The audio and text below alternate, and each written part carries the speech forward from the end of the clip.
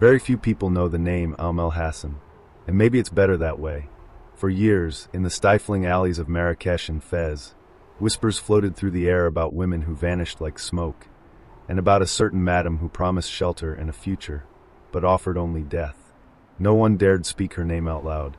They said uttering it was like summoning a dark spirit, stitched together from white veils, stolen gold, and dried blood. Marrakech, with its labyrinthine souks and crumbling palaces, has always been a place where beauty and decay coexist, just steps apart. Smoke from the markets drifts lazily over sun-baked stone, blending sweet spices with the pungent stench of tanning hides and hanging meat. The colors are bold, deep blues, burnt reds, blinding golds, but it's in the shadows, in those alleys where sunlight refuses to enter, that the real stories unfold. Fez, farther north, is an even older and tighter maze. Its streets are so narrow that two people can barely pass without brushing shoulders. Towering gates hide entire worlds of secret courtyards, silent fountains, and corridors that seem to whisper forgotten names. In Fez, everything conspires to keep the past alive, especially the kind of past no one wants to remember. It was in this stifling world of heat, dust, and murmurs that Oum-El-Hassen built her invisible empire. She didn't need posters or fanfare. Only promises whispered in dim light, eyes gleaming behind silk, and open hands offering a new life. A better one, but not all the women who accepted her offer were ever seen again. When I first began researching her story, I had no idea how deep the cruelty went. What seemed at first like just another forgotten crime unraveled into the story of a cold, calculated woman, and in some ways, a master of deception. Oum-El-Hassen didn't kill on impulse. She killed with purpose, with a smile, with the patience of someone who knew the prey would come willingly.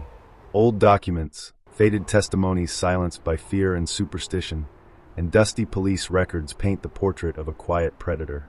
A woman who used her culture, and the prejudices within it, as perfect weapons. And the deeper I dug, the more disturbed I became, as if each new discovery stripped away another layer of fog that had long protected her tale. And the clearer the picture became, the uglier it got. What I found was worse than I expected. Today, I want to share what I discovered. A story buried beneath layers of fear, silence, and stained linen. A story that, honestly, maybe should have never been told. But here we are. It's time to meet Oum-El-Hassen, the woman who ruled over death, with a smile on her lips and a dagger tucked beneath her sleeve. And I'm here to tell you what I found out. But first, make sure you're subscribed to the channel, because there's a new story like this every week, and you won't want to miss it. Now back to it. If you were walking through the alleyways of Marrakech in the 1910s or 1920s, you might have passed her without even noticing. A discreet woman, dressed in fine fabrics but without excessive ornamentation. Her gaze remained lowered as tradition dictated, but there was something unusual in the way she moved. A quiet confidence, as if every step through the dust and market noise was deliberately calculated. Oum-El-Hassen, known by some as Malay, understood the power of appearances. In a society where poor women were invisible and wealthy ones lived in gilded cages, she built a space that defied all rules. Her brothel, hidden deep within the old city, wasn't just a place of forbidden pleasure. It was a promise of survival for women who had been abandoned by fate. In a Morocco overrun by foreign travelers, hungry merchants, and restless soldiers, a woman without protection was a woman on borrowed time. Oum-El-Hassen presented herself as the solution. She offered shelter, food, and above all safety, at least on the surface. The doors to her establishment were heavy, carved with delicate patterns trying to hide the rust left behind by time and disregard. Inside, everything changed. Thick rugs muffled footsteps. The brightly colored walls seemed to mute the suffocating heat, giving the illusion of comfort. Incense burned slowly in copper burners, filling the air with the sweet scent of roses, amber, and something else. Something metallic, slightly nauseating. The women who came seeking refuge were young, often from rural villages, cast out by their families or lured by false promises of work. They arrived with hope, the chance to start fresh, and at first, they saw Oum-El-Hassen as a kind of mother figure. She didn't speak much, but when she did, her words were carefully chosen to inspire trust. She provided clean clothes, cheap jewelry to make the younger girls feel important, and for those who hesitated, a soft, reassuring smile. Everything was calculated to create a false sense of belonging. Soon, her name began to circulate quietly among the city's more discreet circles. Wealthy men, government officials, passing soldiers, all knew that in Oum-El-Hassen's house, discretion was guaranteed, and the offerings were varied. Few dared to mention the girls who vanished after a while. The ones who stayed too long, or tried to leave, were rarely seen again. But in cities where people disappeared all the time, no one asked too many questions.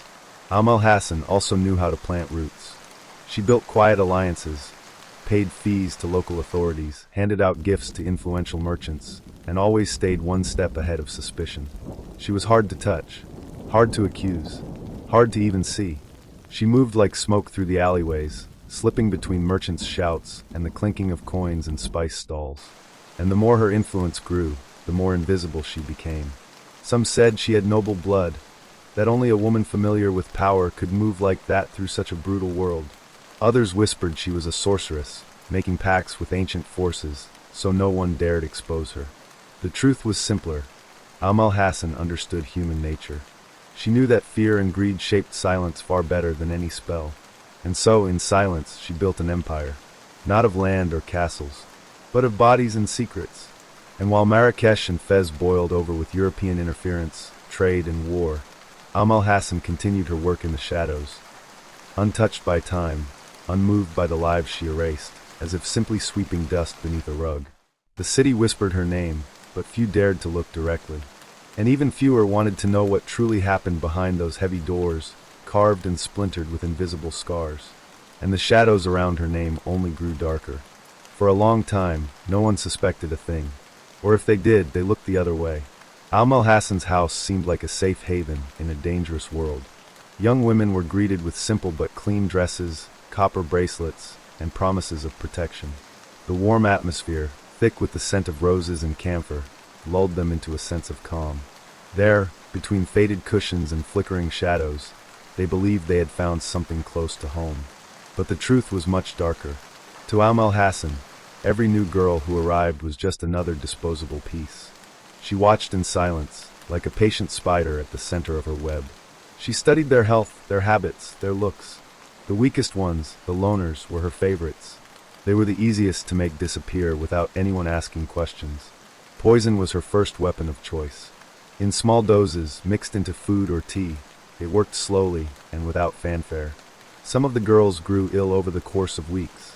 Their skin would pale, their eyes sink in, their energy fade like the light at the end of the day. And as their bodies weakened, so did their hope. When poison wasn't practical, or when time was short, she used force. It's said that many of the girls were strangled in their sleep, wrapped in their own veils like forgotten parcels. Their final destination was as cruel as it was quiet. Stripped of any dignity, their bodies were dumped in the outskirts of the city. Some were thrown into dry wells. Others, buried hastily beneath the dunes near the desert. Places forgotten, where time and sand would do the rest. To the city, they were just gone. Runaways, unlucky prostitutes, orphans, nothing worth investigating. But the horror didn't stop there. Some rumors, stubborn as dust clinging to skin, claimed Oum-El-Hassen profited from her victims' deaths. That she sold off their few belongings. That she trafficked their bodies for rituals where women's flesh was used for spells of fortune and protection. There are no official records proving any of this. But in Oum-El-Hassen's world, where the impossible hid behind silk curtains, nothing felt too far-fetched. She knew how to build her traps. And she knew even better how to erase the evidence. When a girl died, there was no ceremony, no mourning, no words. Just the hushed silence of the house, the clink of a teacup being lifted, the soft thud of a door closing. The other women learned quickly not to ask questions. Fear filled the air like invisible smoke, clinging to their skin, their hair, their every breath. And slowly, Oum-El-Hassen grew bolder. She no longer needed to wait for weakness. All it took was suspicion, a wrong glance, one careless word, and her decision was made. The terror lived in the details. In tea that tasted just a little too bitter, in eyes that stared too long, in the firm hand resting on your shoulder, paired with a smile that didn't reach her eyes. Living under Oum-El-Hassen's roof was like standing on the edge of an invisible cliff. None of them knew who would be next. Each one believed at some point that she could be spared, that if she stayed quiet, stayed useful, stayed sweet, maybe she'd survive. Almost none of them did. And the cruelest part?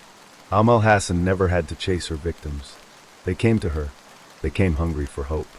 for shelter, for a future. And that's exactly what she gave them, with a gentle smile, before taking everything they had, before wiping their names from the memory of the city, like candles snuffed out in a room with no moonlight.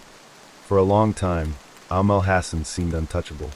In the sweltering shadows of Marrakech, her name was spoken like a myth, something between fear and superstition.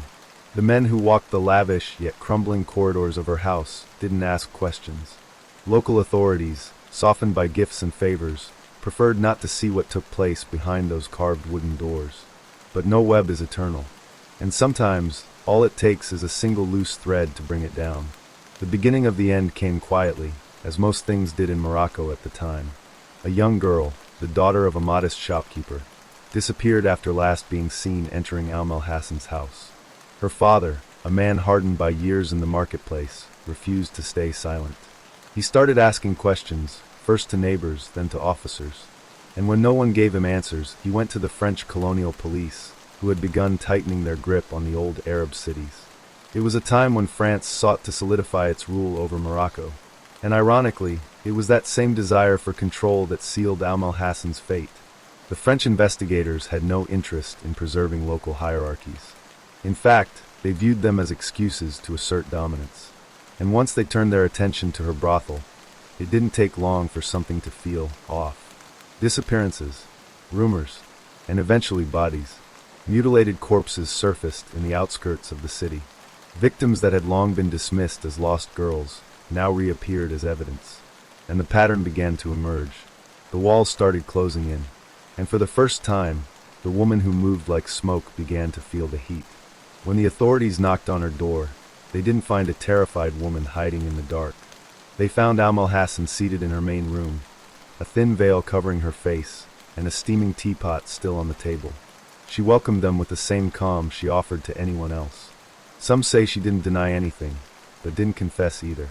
She just smiled, a small, unreadable smile. The same smile many of her victims must have seen, just before vanishing into nothing. During questioning, she gave very little. Each answer was vague, disjointed, as if her mind was somewhere else entirely. It was hard to tell whether she was being clever or simply indifferent. The investigation confirmed what many feared. Dozens of girls had passed through her house, only to disappear. Some were eventually found. Most were not. In court, her presence unsettled the room. She wasn't the monster people expected. Not feral, not insane. Just an ordinary-looking woman in modest clothes, wrapped in silence. And maybe that was the most frightening part of all. There were no outbursts. No dramatic pleas. Her downfall was as silent as her crimes. She was sentenced. Prison became her final destination, a cold cell, far from the bright veils and soft cushions where she had ruled like a queen of shadows. There, between bare walls and scentless air, Oum-El-Hassen disappeared once again. No one knows exactly how long she lived after her conviction. History swallowed her, just like she had swallowed so many others. Some say she died quietly. Others say she went mad in the darkness of her cell. There are whispers that she escaped, and that her spirit still walks the alleyways of Marrakech, watching, waiting, weaving new traps. None of that really matters, because no matter how her story ended, the damage was already done, and the shadows she left behind never truly went away. When the sentence was handed down, many believed that Oum-El-Hassen's story had finally come to an end. That prison would break her. That justice, however delayed, would seal the cycle of death she had quietly cultivated in the alleyways of Marrakech and Fez. But what happened next vanished. Official records stop abruptly. No document confirms her death. No headstone bears her name. No witness ever spoke of her final days. She simply disappeared, as if she had become part of the very fog that clung to the stone corridors. As if the desert itself had swallowed her, the way it erases the footprints of those who wander too far. And the most disturbing part is that even after her conviction, the stories didn't stop. There were whispers of more missing women, even after the doors of her house were sealed shut. Rumors of an old woman with stone-cold eyes wandering the edge of the Medina late at night. Tales of alleys where the smell of incense and death still lingered, even though no one dared to go near. It's impossible to say how much of this is true. Maybe it's just the echo of fear, the residue of a wound so deep that time alone couldn't heal it. Or maybe the mark Oum-El-Hassen left on the city was stronger than her body ever was. Because the true horror she created wasn't just built from abandoned corpses or secret killings. It was built from broken trust, from hope turned into ash, from dreams reduced to dust and silence. Each woman who crossed her threshold carried a story, a future, a possibility, and every one of those possibilities was extinguished, with the same indifference someone might use to snuff out a candle in a dark, silent room. Today, if you walk through the old quarters of Marrakech, you might still feel it, if you pay close attention. That strange, creeping sense that you're being watched, that something still moves in the shadows. Something that doesn't quite belong to this world, but refuses to leave it. Some say it's just legend. Others prefer not to speak at all. As for me, after everything I've uncovered, the yellowed files, the silenced voices, the erased names, I'm not so sure. And maybe that's for the best. That was today's story. If you made it this far, let me know what you thought in the comments. Also, tell me if you've ever heard of anything similar happening near where you live. Don't forget to subscribe to the channel. There are plenty more chilling stories coming your way. Thanks for watching, and see you in the next video.